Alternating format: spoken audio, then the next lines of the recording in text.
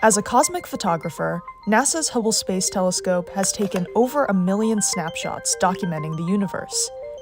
These images illustrate, explain, and inspire us with their grandeur, but may not match what we'd see with our own eyes. From individual elements like hydrogen, oxygen, and sulfur. Hubble observes the same object multiple times using different filters. Image processors then assign those images a color based on their filtered wavelength. The longest wavelength becomes red, medium becomes green, and the shortest blue, corresponding to the light sensors in our eyes. Combining them gives us a color image, showcasing characteristics we can't make out in black and white. Adding color reveals the underlying science in every image. It's like translating words into another language, making sure no information is lost. Some words have an exact counterpart.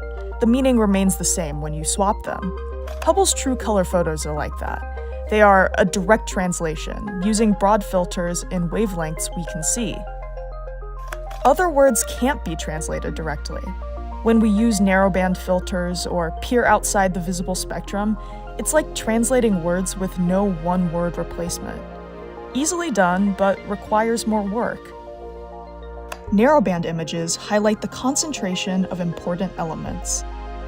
Infrared images are like heat maps, helping us spot newborn stars in dark, dusty clouds and peer further back in time and space. In ultraviolet, we uncover active aurorae on Jupiter and learn how young, massive stars develop. Image processors also clean up artifacts, signatures in an image that aren't produced by the observed target. As sensors age, some pixels become imperfect, returning too much electrical charge or not enough. Artifacts can leave behind odd shapes or return images without any true black. These effects can be calibrated and removed. Other artifacts come from the dynamic environment of space. Even the best photographers get photobombed.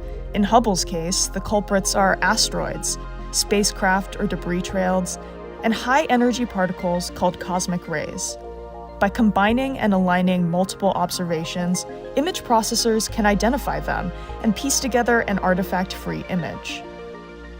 Without processing, many Hubble images would be divided down the middle.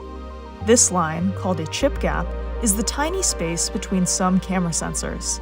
Hubble moves slightly with each observation, allowing image processors to fill the gap and replace faulty pixels. This process is called dithering. And because there's no natural up or down in space, processors decide how to rotate and frame the image. It's a time-consuming procedure. Simple images take about a week, while large mosaics, stitched together from many observations, can take a month to process. Hubble images may not be what we'd see firsthand. Instead, they are tools for understanding science at a glance, shedding light on otherwise invisible views of our universe.